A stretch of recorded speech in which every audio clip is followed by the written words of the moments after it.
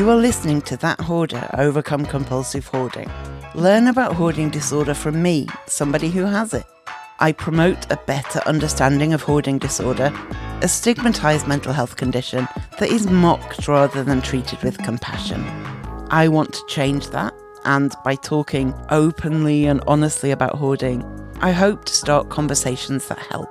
Find out how to support the podcast at overcomecompulsivehoarding.co.uk/support. Finally, I am not a doctor. I'm just a hoarder doing her best. So do seek professional support if and when you need it.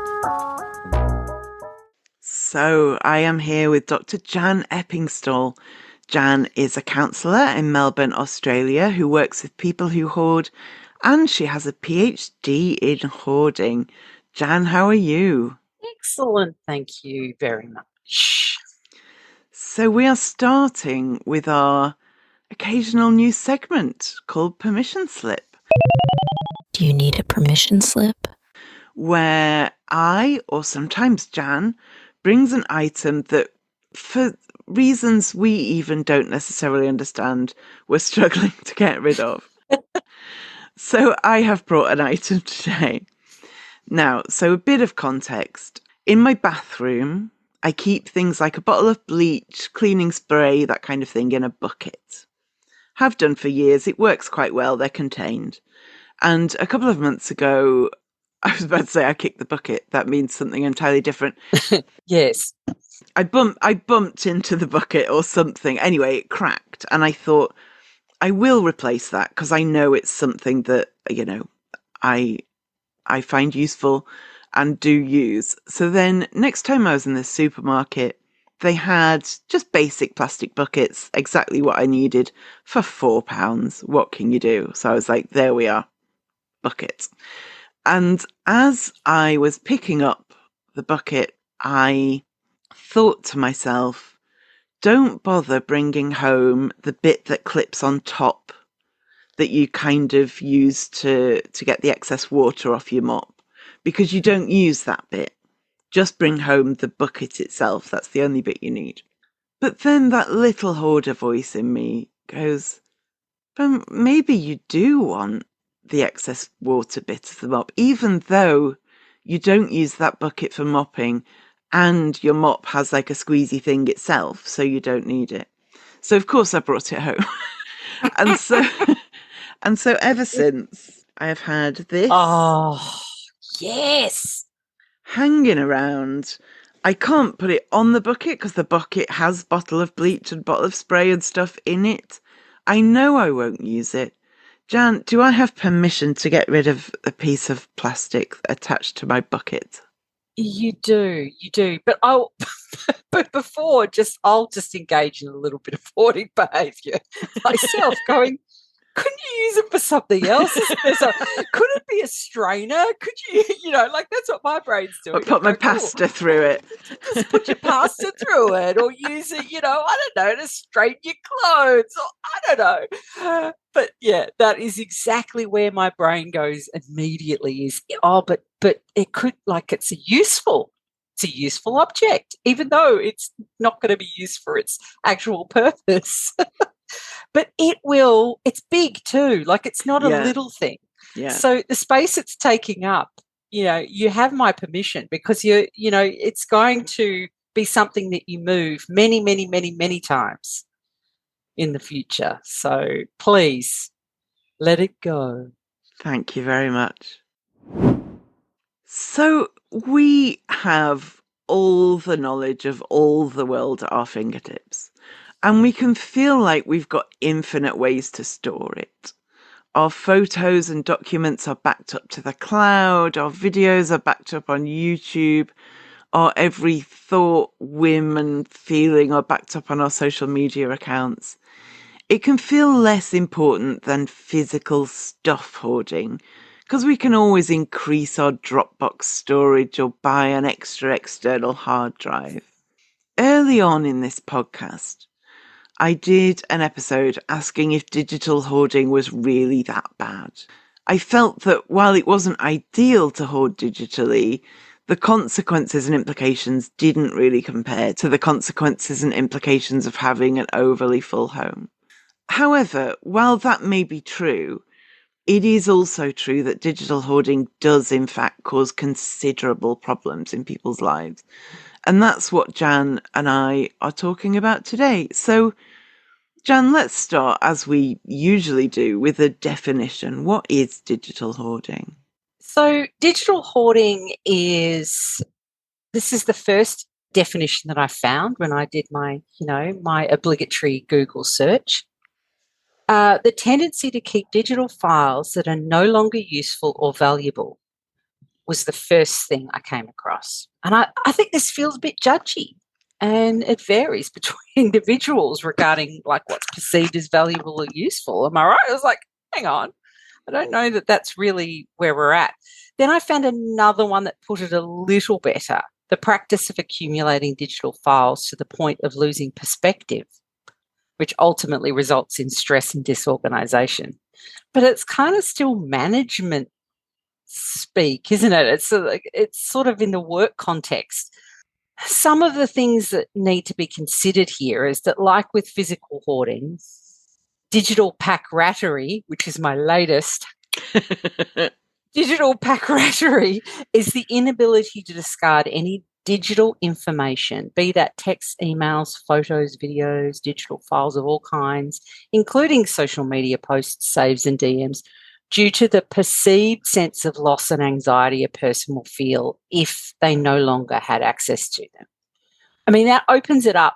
It makes it more relevant for not just those who physically hoard, but also for the younger generation who live their lives online using apps that, actually could hold their data for ransom if they wanted to. I mean, I don't know how I'd feel if my Instagram or Pinterest account disappeared. I think I'd get over it eventually, but it would be a loss. If it was my photo app and all of those disappeared, then yes, I'd probably very much struggle. So it is about that anxiety we feel. It's very, very similar, I think, to physical hoarding or hoarding of physical objects. Yeah, because a paper by George Sweeton, Elizabeth Sillence, and Nick Neve found 5 reasons people don't delete digital data. 1, keeping it for future use, just in case. 2, keeping data as evidence. 3, just being lazy, it's time consuming. 4, emotional attachment to data. 5, not my server, not my problem. It's my favourite one. Yeah. Not my server, not my problem. Sorry. No, it's true. It always makes me think of that saying, not my circus, not my monkeys. If somebody else is trying to involve you in their stress, and not my circus, not my monkeys. It's such a visual, isn't it? I love that saying. I love it. But yeah, there are striking similarities with a number of those compared with physical hoarding. So how is digital hoarding similar to physical hoarding, and how is it different? I mean, the behaviours of difficulty discarding and overaccumulation and fear of making mistakes, there's that definite parallel with hoarding of physical stuff. And similarities, I think, are also there with the typical cognitions like emotional attachment to personal information, especially photos and correspondence from loved ones. And the use of the data to kind of remind us what has happened in our past as a memory trigger is there, just like possessions as well. Control can be seen as well. I've never ever thought it appropriate to help someone clean up their emails, for example, and make decisions for them. So that one really struck me when I was thinking about control. I was kind of thinking about possessions, and yes, I might touch them and, with permission, but I can't imagine going through someone's data files, right? And looking at their emails or whatever. It just seems so personal. And then I can even see responsibility in there as well. I feel responsible for saving this information and sharing it with all those people I feel can use it. And I better keep it for that next person who might benefit from it. So all of those things kind of feed into it. So it makes me feel like it is very, very similar. There was a mention in some of the articles about hoarding at home and work appearing different. And I can see that it's similar to asking someone to sort someone else's stuff. You know, hoarders always say to me, I could go around to someone else's place and I'd be brilliant at organising their house. You know, I can do that, because they have no skin in the game. It's not their stuff. So you seem to be able to often make more rational decisions about work stuff than personal. I mean, the more I look at hoarding, the more similar it seems to hoarding of physical objects.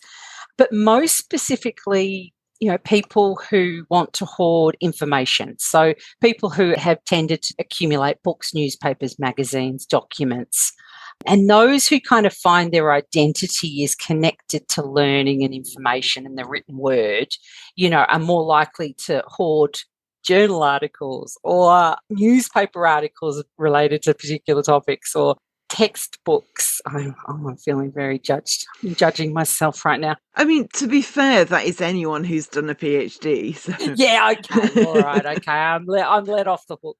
Although I haven't done a PhD, and my research papers on hoarding folder is quite bursting at the seams. You've probably got all, you know, 600-800 of them now. I think so, yes. But I think the biggest difference is the perceived space that the digital data takes up and the assumed kind of harmlessness in it. We kind of feel like it's, I can't actually see.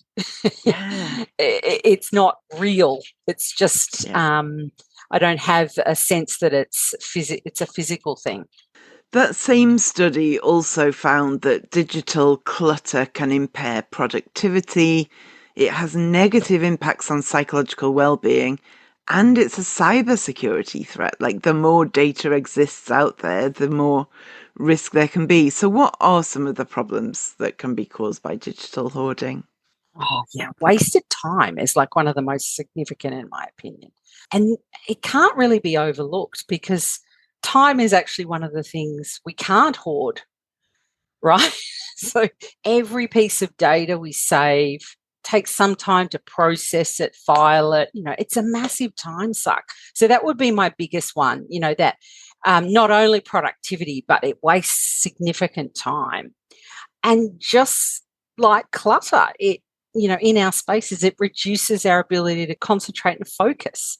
Having 70,000 emails in our inbox, actual example, distracts us from, you know, from us doing things, and it makes us less efficient.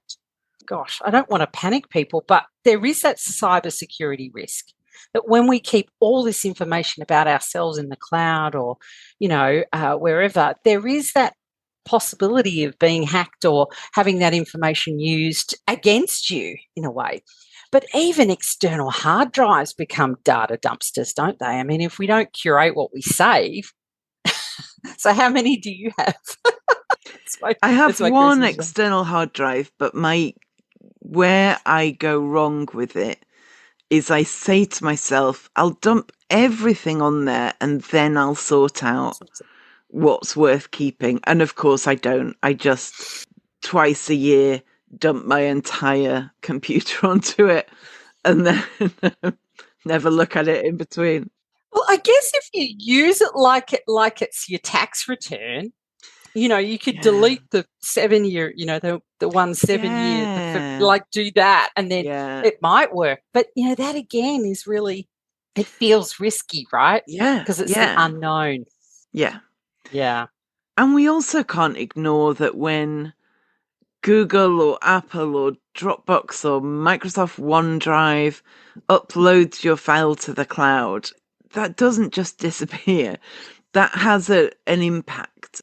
I read an article that said the cloud now has a greater carbon footprint than the airline industry. A single data center can consume the equivalent electricity of 50,000 homes. Yeah. And as a lot of those of us who hoard are very concerned about environmental stuff, I think it's worth naming that, isn't it?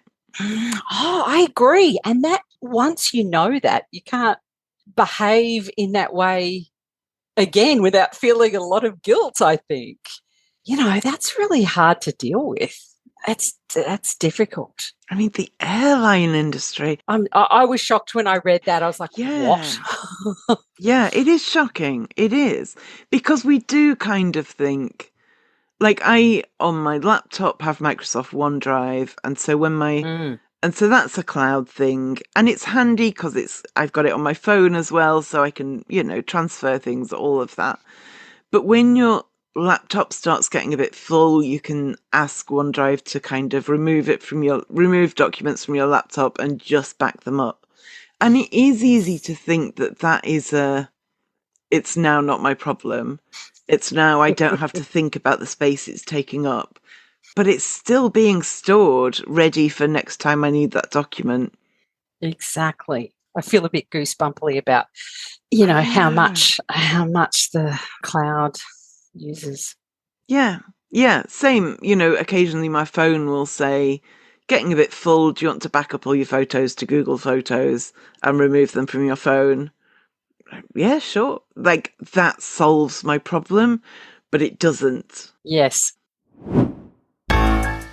If you've been wondering how you can support the podcast, there are more ways than just by donating. It really, really helps if you leave a review, share the podcast with your friends or on social media, link to the podcast from your website, or just follow me on social media and send me the occasional hi. Find out more at overcomecompulsivehoarding.co.uk/support. And I read in several papers stories of people spending hours and hours a day, every day, trying to organise their photos, for instance. This is really getting in the way of living life for some people, right? This is a real cause of stress. Exactly. Just like hoarding of physical stuff, digital hoarding can take over a person's life, and they can spend literally days on organising in inverted commas, but they end up just moving things around because they can't bring themselves to delete something. And one thing that struck me when I was reading the research was that an awful lot of people who are not hoarders are affected by what could be considered digital hoarding. Like you mentioned earlier, a lot of these studies are around business, aren't they? People keeping too much stuff on their computers at work. And as you also mentioned, you're a Pinterest user. So I was especially interested in a paper by Alexandria Luxon and colleagues, where basically they measured the emotional state of a non-clinical, so not people who hoard, sample of 101 Pinterest users who were led to believe that either one of their pins or a group of their pins selected at random would be deleted from their Pinterest account. And what's interesting was that these people who are not hoarders felt anger, fear, and anxiety at the prospect of having their pins, which is like saved images, randomly deleted. We should say here that they weren't actually deleted. They were just told that afterwards. And I wonder whether making people who don't hoard think of their behaviours in this way might help them to be less judgy about people who do hoard. Yeah. Am I being a bit optimistic there? I think to me it makes total sense, because if I get an email from Pinterest, which I occasionally do, where they say they've deleted one of my posts, one of my pins because it doesn't meet the standards or whatever it is, I always think, oh, what? Gotta stop sharing porn, Jan. Exactly. I know, and I'll go and look at it. I make sure I look at it, right? Yeah. And I go, that's arty. What's the story? Yes, there's a woman or a man naked, but it's not, it's art. Yeah. Why are you deleting my posts? And I do get angry, and I think it would be interesting to know a bit more about what they were angry about.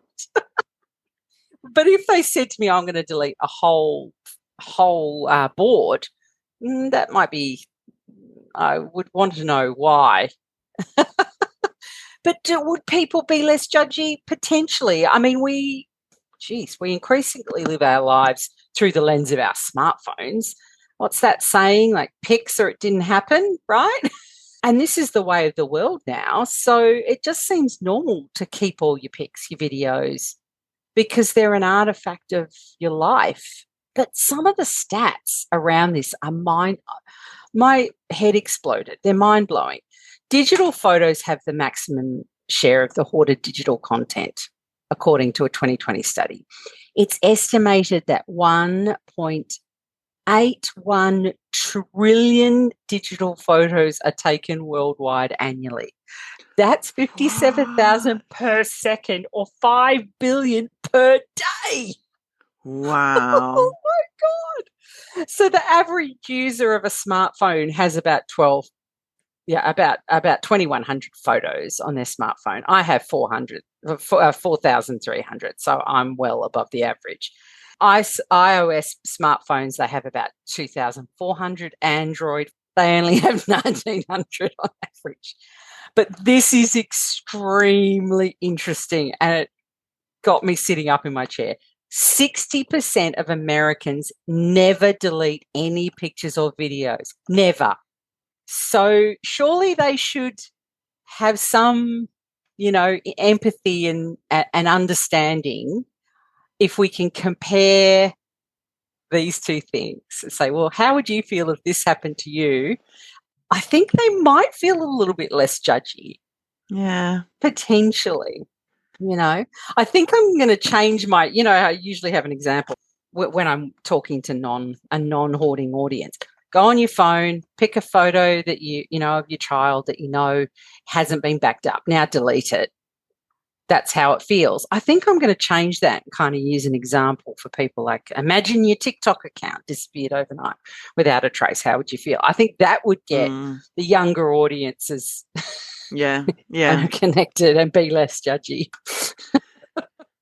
And as you were just saying, we create more digital files than ever before, and it's ever increasing as well. We used to, as a kid, I would go on holiday with a camera film capable of taking 24 photos. So you would spend 2 weeks in a caravan in Wales, and you had to ration your, 2 or 3 photos a day and then wait 2 weeks to see them. And then we had phones and digital cameras that could take a few dozen or even a few hundred photos before they filled up. Mm-hmm. Now we can take pic after pic after pic after pic. We take 20 selfies to pick the perfect one and then never get round to deleting the non-perfect ones. We can screenshot every funny tweet we see to send to our friends. We can make a quick video of our kids being cute without thinking about storing them. And in the old days, when text messages first happened, phones could store 10. And so once you had 9 or 10 text messages, you had to choose which to delete. Otherwise, you just couldn't get any more. So does this ability to create new digital stuff, even beyond the ability to store it, the ability to create so much, also have an impact on digital hoarding? Yeah, I think that we feel so uncertain about whether the creation will be good or worth keeping like we used to. I remember as you said, film cameras and the cost of development and all that made it special. I'm not sure if I've talked about this before, but that there's a couple of competing drivers of scrupulosity and abundance. And I think that's often what gets people who hoard in a pickle. Well, we feel that waste is morally wrong, so we try to make use of everything, even going as far as taking other people's cast-offs and trying to use those. But we also order a new and possibly better comparable item online and have that delivered instantly, which we potentially don't use either, and then we keep them all. So it's the same with videos. It's just like this. And hoarders feel much more, I think hoarders just feel it much more severely, that pull of both things of, I had, back in the day, I had a camera and I took a couple of shots and that was enough.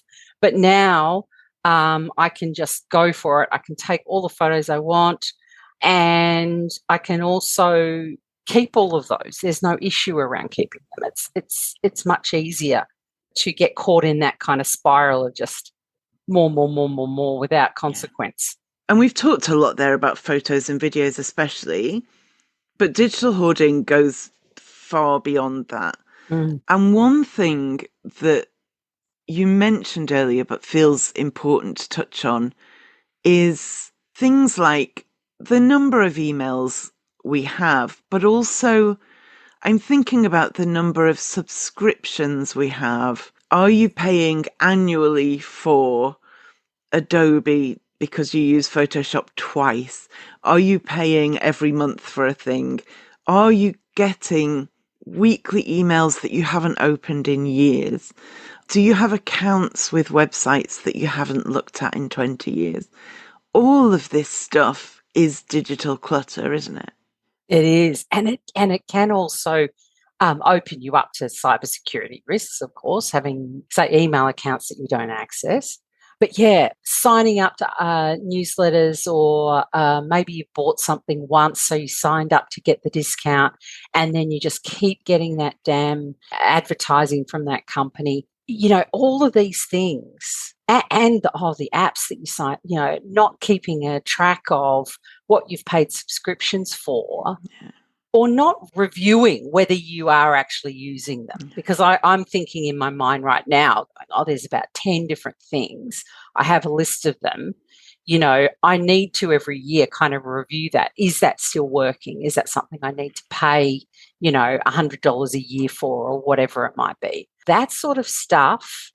Yeah, it's not only clutter, but it's also costing money potentially that could go into paying the bills. It's a real, real problem. It is not just a few photos, it's everything. We just want to keep everything because we can. I remember 1,000 years ago when Gmail launched, their kind of slogan was, you never need to delete an email again. That was their selling point. Up until Was then, it? yeah, up until then, we'd all kind of downloaded email directly to our computer and used an email software to open it. And so, of course, had to periodically delete stuff because your computer would get full. And then Gmail launched, and it was like, you've got, I can't remember how much, but like what seemed like an immense amount of storage. And the kind of little promo slogan was, you never have to delete an email again. And years later, God knows how many emails are in my Gmail account. Mm. And every day, more and more come in. Mm. Even like things, say like a newsletter subscription that once I was genuinely interested in and would read when it came in every week, it feels hard to then unsubscribe from that, even though I know I don't read it anymore. And that's not even to mention the promotional stuff, the, like you say, you give your email address so you can get a 20% discount on your first order, and you vow that the minute the first promo email from them arrives, but then you've forgotten you've got other things to do. There's something else more urgent. And Yeah. so what's really striking me as we're talking is not just that we've all got an immense amount of digital stuff, but that it's incoming at an alarming rate, whether that's emails, whether that's photos we are taking. It's not Mm. all something that happens passively, but Mm. it's constantly growing. It just seems to, I don't, it feels like it's alive sometimes when I go into my inbox and I go, how, like I just deleted all these and it's now there's 200 again, you know? I try to have a zero, you know, inbox zero kind of But even then, strategy, but I'm going to guess the rest aren't deleted, they're just not visible. yeah, that's right. They're still there. That's right. I mean, I delete a lot of ones that are, you know, that are newsletters that I know I should, or discounts. I know I should do it at the time. It's actually one of the things I do for self-care. It's one of my self-care tasks is, you know, set myself a target and unsubscribe to 20, you know, Do you, 20 emails. Today I did, I think, 5. So I've got another 15 to go this week. to really just reduce the volume, because it's so distracting. You can't see what's really important. And even having, like, I have an email address that's really kind of my sign up for anything sort of random. Even that, though, I feel anxiety when I see the number of how many emails have come into my 5 inboxes. And that's another thing that can stop you from actually clicking on it and looking at them. So then they just increase, and then you feel more anxious, so you don't go there. And then it becomes this massive, it's so similar to hoarding physical things. It's identical, because you feel that anxiety. I can't handle it. I'll just leave it right now. I can't handle it. Let's talk about the organisation of digital files, because although I have unquestionably a lot of digital data, unlike my home, my digital life is impeccably organised. I know where to find things, how to label them, how to categorise them. I can access things as and when I need them. How common is it to live in a chaotic home but have a perfectly organised digital life? You know what? I just spoke to a wonderful person yesterday who was lamenting this very thing. I think this can happen because digital stuff can be so easily manipulated and moved around. Like, size doesn't really matter. A folder's a folder, right? So you can kind of just switch and move it. And it's also something we can have control over. Like, we feel a sense of mastery when we've got it. And it can, like, for me, it can be a kind of bring a kind of piece of peace, a tranquility in our life. We can open up our folders and go, look at that, at least that's orderly. I know I've got some control in my life. It is something that we can kind of master, especially if we work, if we work in the digital, if our job involves, a lot of computer work, that can make us feel, very comfortable and efficient. But having well-organised digital files isn't a get-out clause, unfortunately. Just like some people live in relatively well-organised physical hoards, it's still not an ideal way to live. There's more to not hoarding than making sure your excess is well-organised. Can you talk a bit about why volume is a problem, even if it's not chaotic? Well, what's most important to understand is that volume is the enemy of efficiency. We might have what looks like organised spaces or files, but if we can't get access to that stuff or that data quickly when we need it, it's still inefficient. Like, you might have all your utensils in a single drawer in the kitchen. It's organised, right? But there are so many things in there that you can't find the pancake flipper when you need it urgently, and you're burning that pancake. I mean, less makes life easier. And as we get older, or if we have a physical disability, we're less able to reach over things, lift up, move stuff. And that often just leads us to buying another one. How many times? If I can't find something that I want, an article or whatever, I'll download it again because I can't find it. So that's, more is the enemy of efficiency. Less just makes life easier. And if a person's digital files are chaotically organised, is there an argument for organising them, or is it more like physical clutter where you have to reduce before you can organise efficiently, at least? This is an interesting one. I was reading an article today about this regarding emails. Are you a prioritizer or an archiver? Do you pile or file? I'm a piler for some things and a filer for other things, like my client notes. I use pen and paper for those so that they're not going to be hacked. I'm very nervous about that, so I have them in a filing cabinet. My advice is, like physical stuff, stop more coming in first. So, as we were talking about before, unsubscribe to emails, texts, etc. Close the tabs. I know it's scary. I know that's scary, but close some of the tabs and maybe don't bookmark everything, every website you've ever been to. I've shared my browser screen with you a few times. You've I've seen my seen it. tab I've situation. seen it. It's impressive. It's impressive. Yep, yep, yep, yep. Maybe have two browser screens, you know? It's basically a to-do list in tab form. Yeah, Yeah. it's a to-do list in tab form. I'm not sure. I don't know how I feel about that. I think, if it works for you, go for it. I think the way I would kind of recommend to people would be to set up a system of empty folders first and then just move the most important stuff into this system. So set up a system like there's a guy called Tiago Forte. His method is called the para method. And he suggests archiving everything from a particular date, emails as well, and then bring everything back into that system. That way, you can decide later if there's anything that's left that you don't need, the archived stuff.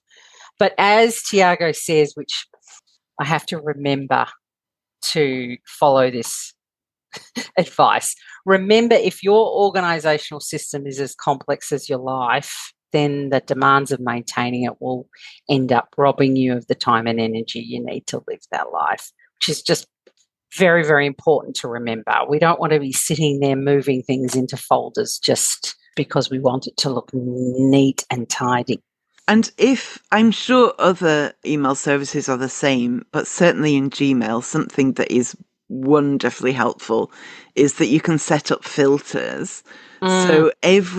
So what I do if I do subscribe to something, I set up a filter that automatically adds it to a folder called promotions, or that sends other things automatically to a folder called important. And so everything as it comes in is done automatically. And then if my Gmail account is getting a bit full, I can go to the promotions folder and happily delete the entire thing in one go because I know exactly what's gone in there because that's how I set it up. Exactly. And spending a little bit of time learning how to set those things up will really help you in the long term. I think that's good because sometimes people want it to come in. They want to kind of think, oh, I'll let it come into my inbox and then I'll move it out. But as you've said, that just confuses you and it stops you from finding those things that are important. But yeah, spending the time beforehand. Yeah, I have some filters set up for things. Sometimes whatever you do, something will not unsubscribe you, no matter what. Yes. I have filters for those that just send those directly to the bin. They don't even go through my inbox or through a folder. If something is making it difficult to unsubscribe, I filter it directly into the bin or directly into the spam folder. Yeah, I think it's that pre-work, just spending that little bit of extra time. Once you know how to set up a filter, which if you're not a techie person or whatever, that might sound like, oh, that sounds too hard. But once you've done it a couple of times, it honestly takes seconds. Yeah, And exactly. And then you're good indefinitely. It's great. Yeah, I think that's very wise advice. Rather than doing the work after, do it before. It is time. This is the bit where I ask guests an extra question. It's sometimes a slightly silly one. And Hoarding darlings get access to this extra question and the answer. If you would like to become a Hoarding darling, to get access to the extra question and some extra stuff from me every month, go to overcomecompulsivehoarding.co.uk/darling. So I think what we've been talking about with digital hoarding, I think there's multiple aspects we all, as hoarders and non-hoarders, need to be thinking about. And one is how many digital files we are creating. Do we need 12 photos of our meal, or would one do?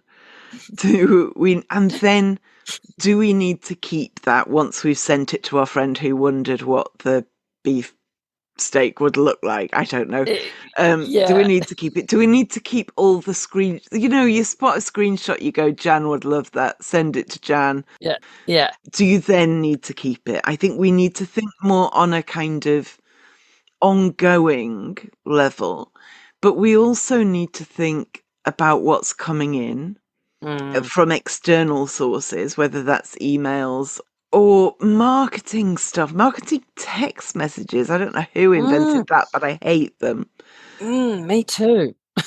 And also thinking about how we are storing the stuff we've got. First of all, can we reduce the stuff we're storing? And secondly, do we need it on Dropbox and Google Photos and OneDrive and our phone and the external hard drive? Is that really reasonable? Yes. And so I think we need to look at digital hoarding in this multitude of ways, don't we? We do. And also the other thing I think that we all do is that we don't use the really special photos. We don't do anything with them anymore. I mean, I went through a phase of doing, gorgeous booklets and all that sort of thing.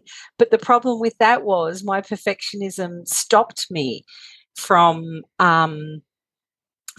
doing it, because it was like, oh God, I haven't got time right now. So thinking about ways that you can even create something physical, even if it's just dropping a whole bunch of photos from a holiday, selecting a number and then deleting all the rest and just having this in a hard copy, because then we can interact, show friends, show family members. That's another thing. We need to start interacting with all those special photos we've taken. Delete the ones that aren't special, like that picture of your injured toe or whatever it might be that you sent to your mum to go, what do you think this is?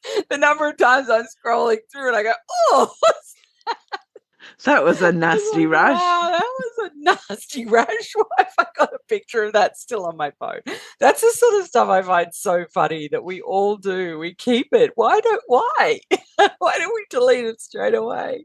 Oh my goodness. But yeah, I think you're right. You need to delete, send the photo of the meal, send the photo of the cat doing something silly, and just delete it. You don't really need it. So, Jan, if people want to find you online, where can they do so? They can. Maybe they don't want to sign up to my newsletter. Oh, now. That might be it. It's only once a week, I promise. And it's good. It's good It is stuff. genuinely good.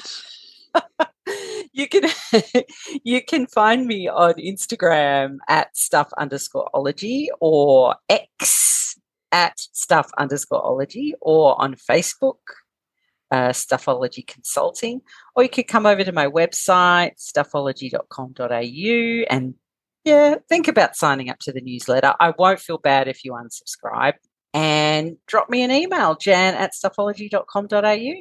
Thank you very much, Jan. Thank you. May we take a moment to reflect on the meaning of place and acknowledge the traditional custodians of the land on which we record and listen to this podcast today. I am speaking on the lands of the Boon Wurrung people of the Kulin Nation, and I acknowledge their connection to country, both land and sea, and culture. We pay our respects to their elders, past and present, and extend that respect to Aboriginal and Torres Strait Islander peoples listening today. I've got a favour to ask that could make a big difference. If you've been enjoying the podcast and want to support it, here are some ways you could do it. Consider making a donation. Every pound helps me keep the podcast running. Alternatively, show some love by leaving a review. Your words really mean a lot to me, and they help others to discover the podcast. And do spread the word. Share the episodes with anyone who might benefit from listening. Whether it's a donation, a review, or just sharing, your support keeps me going. Find out more at overcomecompulsivehoarding.co.uk/support. Shout out to the Health, Hope, Harmony podcast. which I will link to in the show notes at overcomecompulsivehoarding.co.uk. In this episode, where I'm going to play you a little clip from, guest Margot Nelson is talking about clutter from gifts we receive, which may be the case come December. So have a listen. And then recently on a TikTok, and I'm so sorry I can't tell you the creator on this, she brought up that Marie Kondo concept and said, a gift is not a shackle. The gift is not intended to weigh you down, hold you back, become your responsibility for the next 50 years, and be a burden to dust. The person who gave it to you does not want you to be burdened. They do not want you to live in clutter. And that's something I do say to people often is the people who gave you those objects do not want you to live in clutter. So if they give you a gift that you enjoy, yeah, use it, keep it, treat it with reverence, have a ball. If it's too much, if it doesn't suit you, let it go, release it. Do the honor of allowing the object to bring someone else joy. I think we need to keep that in mind because I think it's true. Okay, thank you for listening, and I will speak to you next time.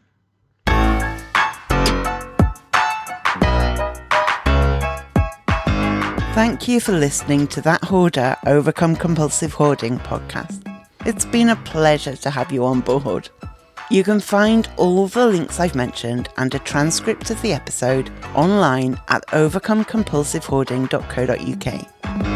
To find out more about how you can support this podcast and the overall project, go to overcomecompulsivehoarding.co.uk/support and do subscribe to the podcast so you make sure you don't miss any future episodes. There may be links in this podcast that earn me money.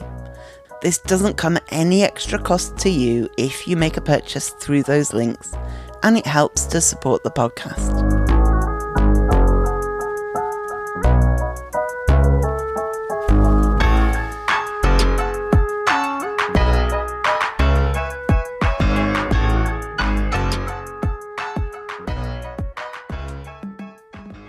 Or X at underscore